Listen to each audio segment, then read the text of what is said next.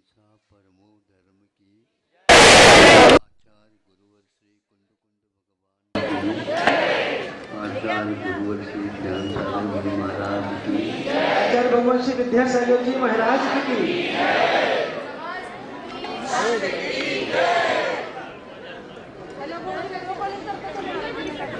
आपके पास 3 बल है, मनोबल, वचन बल और काय बल, है ना? हाँ, क्योंकि आप संजीव पंचेंद्रिय है। बल का प्रयोग सोच समझ कर से करना चाहिए। ज़्यादा किसी के ऊपर हम बल का प्रयोग कर ले तो गड़बड़ हो सकता है। हम आगम का उदाहरण बाद में देंगे, उदाहरण मैं पहले देना चाहता हूँ। अभी आपको ध्वनि आपके कानों तक आ रही है। अब इतने करंट फालतू जा रही थी, नहीं समझे? कम करने के उपरांत में सुन रहे हैं आप लोग।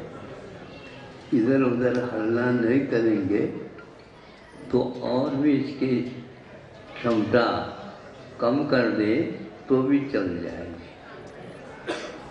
जैसे आप लोग किसी का फोन आ जाता है, उठाते हैं और मान लीजिए स्टेशन पर आप पड़े हैं, रेल की भी आवाज़ आ रही है और की आवाज़ आ रही है और जो बेकरी बेचने वाले उनकी भी आ रही है, नहीं समझे? किंतु आप जिस नंबर से बोल रहे हो वो आ रहा, वही मात्र आपके कान पकड़ लेता है। बाकी इसका अर्थ यह है कि आप लोग दुरुपयोग ज़्यादा, उपयोग कम करते। इसी का नाम बल का दुरुपयोग माना जाता है। अब वहाँ से मैं प्रारंभ कर रहा हूँ। सागर में वाचना हो रही थी, 1-2 वाचना वहाँ पर हुई। 2-2 महीने तक वह कार्यक्रम महावीर जयंती से शुद्ध पंचमी तक चलता था। तो उसके बीच में एक सज्जन, 2 जैन के साथ ही जैनेतर भी एक थे, वो भी आए थे। वो मित्रता के साथ आए होंगे। धीरे से बोलते, महाराज एक बात निवेदन करना चाहता। हाँ करो, निवेदन करो, उपयोगी हो तो हम सुन लेंगे। और कुछ नहीं महाराज, आप कह दो। आपके यहाँ अखंड जो पाठ चल रहा है उसको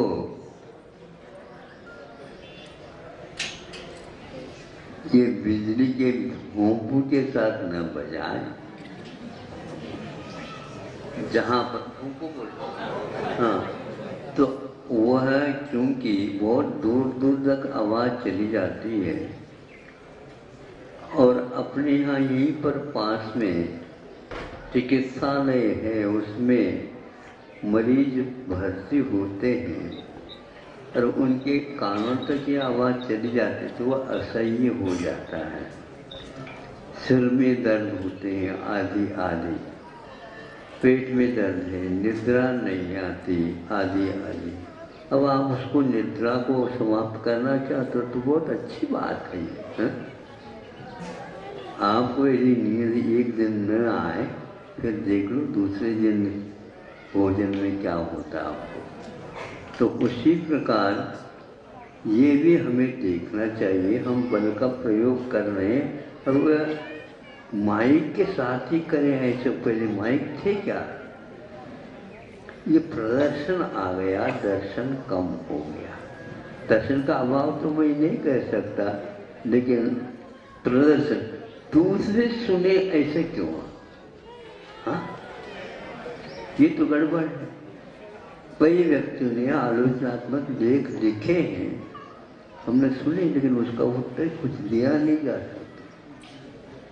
पंच कल्याणकों में केवल ये संगीत की आवाज़ के कारण ही ज़्यादा प्रदूषण फैल जाता है।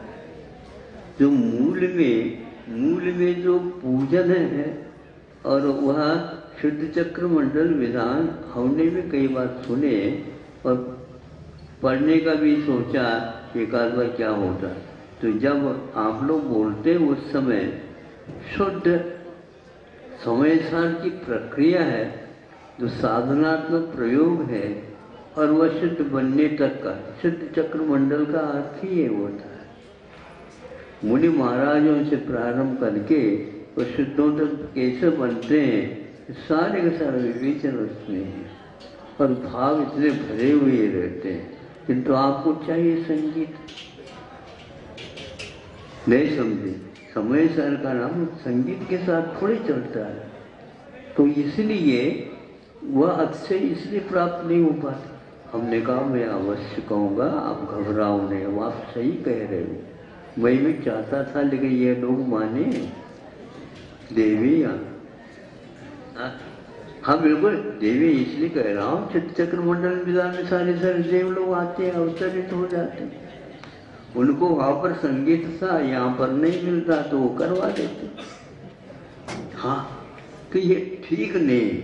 जब दूसरे के लिए भी आपके बल के कारण ऐसा हो रहा तो आप वहीं तक सीमित रख सकते हैं। अखंड पाठ हो, मैं भी चाहता हूँ अखंड पाठ होता ही है, अष्टमी और चतुर्दशी के दिन विशेष रूप से होता है।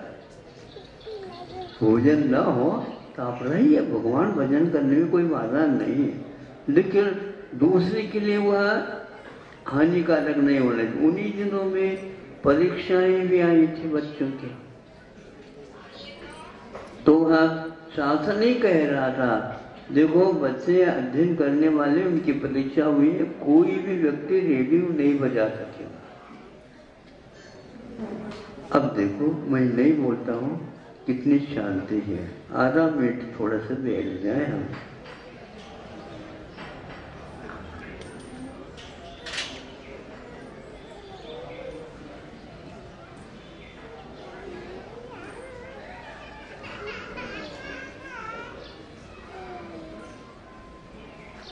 अपने यहाँ दंड के लिए कायोत्सर्ग बताया है।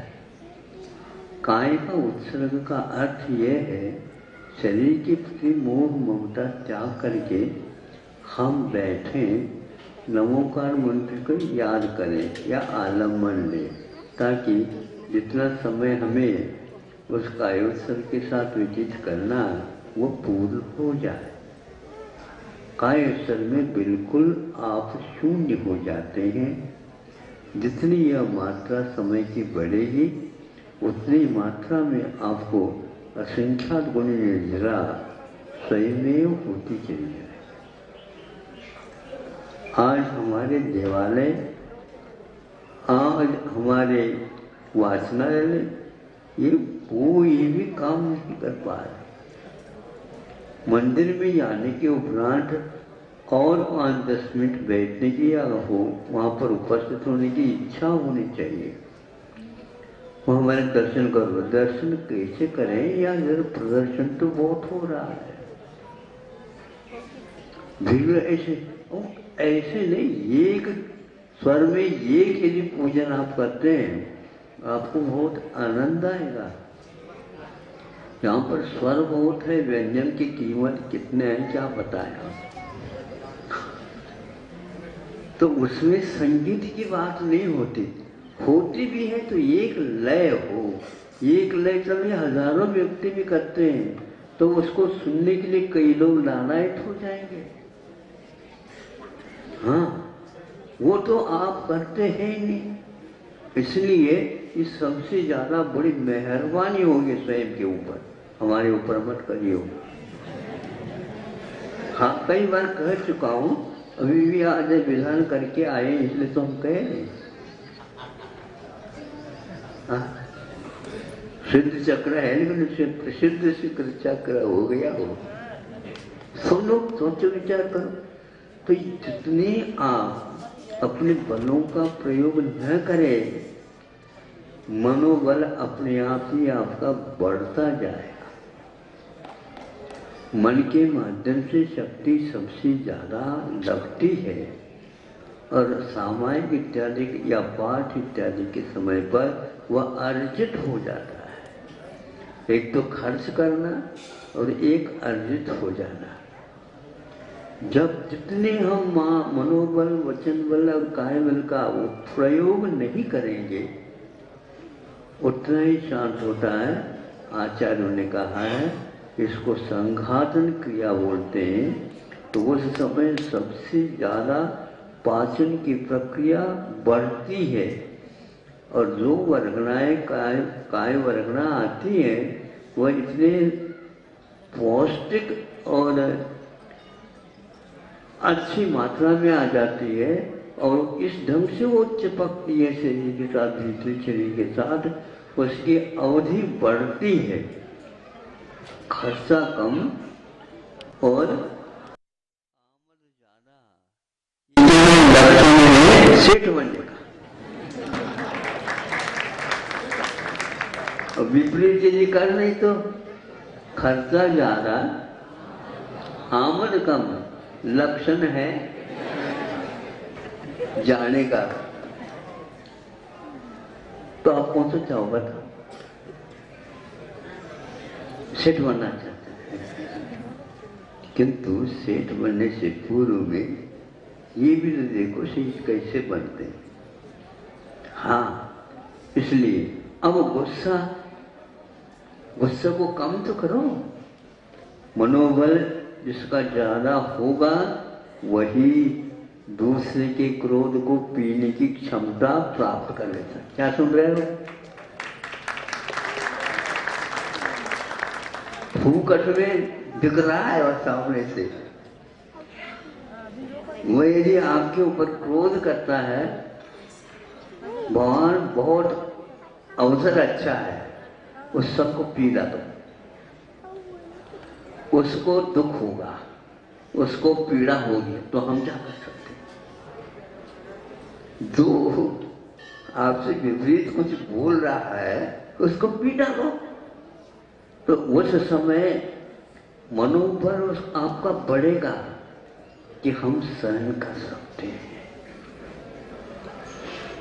कषायों को करना तो अनंत काल से हम करते आए, अब कषायों को समझने की चेष्टा करो। ये कषाय फटफट क्यों आती है, क्यों उत्पन्न होती है? भीतर बंधा है इसलिए उत्पन्न होती है। उसको थोड़ा सा गौन करके कायोत्सर्ग करो। कायोत्सर्ग में कुछ भी नहीं करने के लिए कहा, शरीर के प्रति ममत्व ना हो। तो इस शरीर के प्रति ममत्व नहीं है, दूसरों से तो अपने आप ही समाप्त हो जाता। इसलिए बीच बीच में पूजन इत्यादि में भी कायोत्सर्गम करोम्यहम्, मतलब पूजन भी करते जा रहे हैं, उस समय कायोत्सर्ग करते हैं या नहीं? मुनि महाराज कैसे करते होंगे? तो ऐसे करते होंगे। इसलिए कितने लोग शांति से बैठे हैं, आप यहीं पर बैठ रहे हैं, आगाज वहां पर जाने के ऊपर नहीं बैठते। सब जगह ऐसे बैठना चाहिए ताकि लोगों को बहुत ये विश्वास है, धनियों के यहाँ धर्म ज्ञान के बहुत सारे उपाय हैं, लेकिन और धर्म ज्ञान के भी उपाय हैं। उपाय शांत रखो, हजारों व्यक्ति भी एक साथ कर सकते हैं। एक ही पाठ यदि करते हैं तो उसका आनंद ही अलग। इसको हमारे यहाँ आमनाय स्वाध्याय कहा। यदि पहले बहुत करते थे लोग, छेड़ाना का पाठ करते हैं, रक्त गणेश राव का आचार्य उसका अनुवाद इत्यादि किए, उसका भी पाठ करते हैं, भक्तियों के पाठ करते हैं, और भी कई प्रकार आलोचना पाठ होता है, वैराग्य पाठ होता है। ये सारे पाठ इसलिए उसमें जो तत्व 12 भावनाओं का चिंतन होता। तो ये सब क्या है? ये आपकी बलों को कम कर देता है, यानी बल का प्रयोग न करो। हमला कर रहे हैं देखो, हैं? आंवला बार बार कहते हैं, ए भैया आंवला बंद करो, आंवला बंद करो, तो कोई वो सुनता नहीं।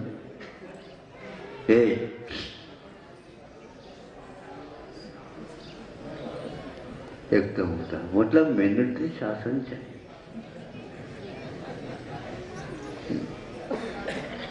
यही आप लोगों के लिए दंड है।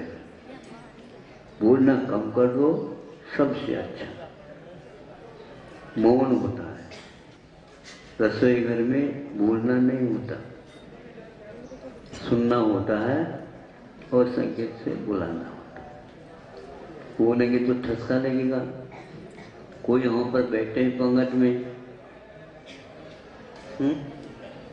हाँ, वहां पर हंसोगे गड़बड़ हो जाएगा, ठसका लगेगा तो आपको दोष लगेगा। निमंत्रण दे रखा, चौके में भी ये हम नहीं कर पाते। आप धन्य हैं, हम बोल नहीं सकते, हमारा मौन चालू हो गया, इसका आप दुरुपयोग कर लेते। कितने बोलते हैं कि समझ में नहीं, प्रतिदिन आहार देते रहते हो एकदम बिल्कुल। जैसे चिकित्सालय में ओटी क्या बोलते, हाँ, ऑपरेशन थिएटर, उसमें हम तो कुछ डॉक्टर साहब सर्जन वो भी कुछ नहीं बोलते हैं, संकेत तक नहीं देते हैं। मतलब पहले से तैयार रहता है सब लोगों का हाथ में, मतलब चला जाता है उनके हाथ में। घंटों तक, कभी कभी 10-10 घंटे तक ऑपरेशन करते हैं। बोलने का सवाल नहीं, बीच में भोजन, पानी, चाय, नाश्ता कुछ भी नहीं। और उनका नियम रहता है जब ऑपरेशन होने के उपरांत ही हम भोजन करते। भोजन करके यदि आप ऑपरेशन करने के लिए हो जाए तो उसमें सफलता नहीं मिलती। रोगी के लिए भी फास्ट नहीं रहता उसमें, और डॉक्टरों को ही रहता है, उसके बाद ही वो करते। क्योंकि शरीर की इंद्रियां और मनोयोग काम तभी करता है जब हम उसको शांति प्रदान कर दे।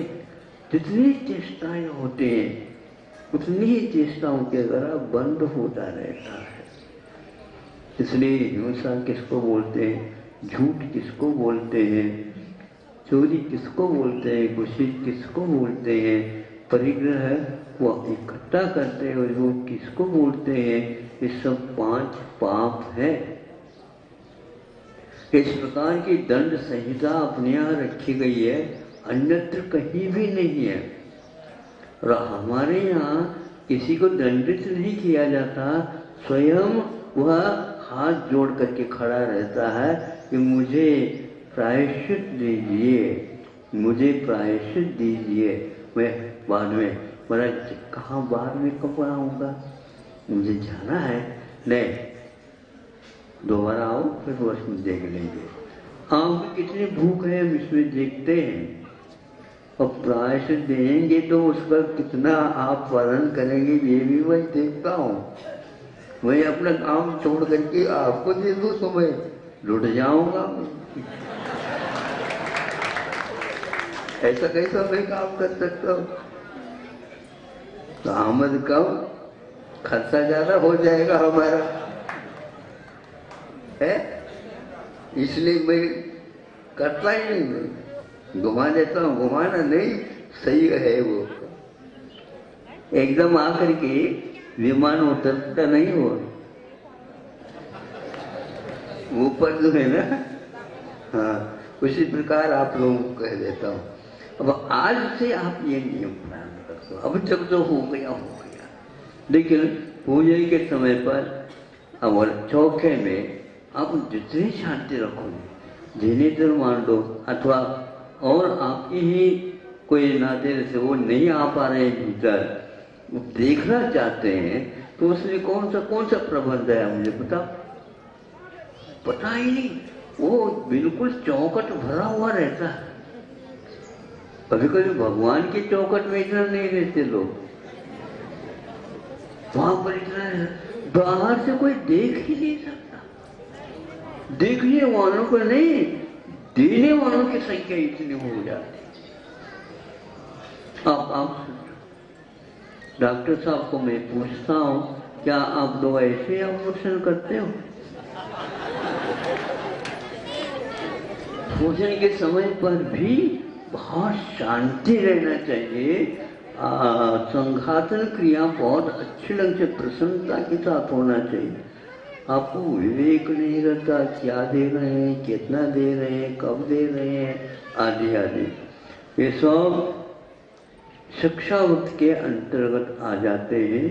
अतः संविभाग को विधि द्रव्य दाति पाठ विशेषात तद विशेष सूत्र उमास्वामी महाराज ने आप लोगों के ऊपर करुणा करके लिखी है। इसका उपयोग आप स्वयं के ऊपर और पात्रों के ऊपर अनुकंपा करुणा करके उपयोग करिएगा।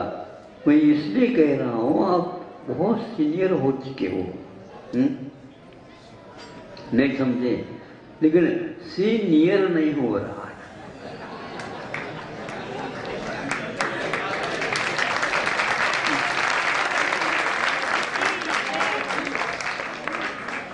पास नहीं आ पा रहे, बाईपास से गाड़ी चल रही धूमधाम के साथ। इसलिए मैं सोचता हूँ कि असर कम हो रहा है, असरदार होना चाहिए। असरदार का क्या? असरदार, इसमें बहुत अर्थ है। आपके ऊपर कोई असर ही नहीं हो रहा। डॉक्टर लोग सोचते हैं भैया इस इंजेक्शन के द्वारा कोई असर नहीं हो रहा है, इसलिए इसको बदलो, भले ही पानी का लगा दो, तभी होता है असर। जानते तो है ही नहीं हम, उनको बरसों लग गए तब कहीं जाकर के काम में आ रहा।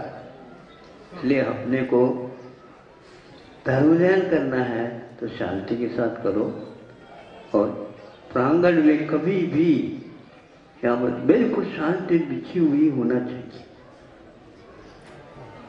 प्रबंध क्या प्रबंध, कितना प्रबंध? लाइट मान लो गोल हो गए तो क्या करोगे? सुनोगे नहीं? इनको कई बार कहा, इनकी आवाज में कमी आ नहीं रही थी, और विशेष जो है अलग प्रकार का हुआ। पहले तो वायर लगता था, अब जो है कहीं भी जाओ लेकर के वायरलेस हो गया। हाँ, हर एक के पास एक आ गया। ये क्या है?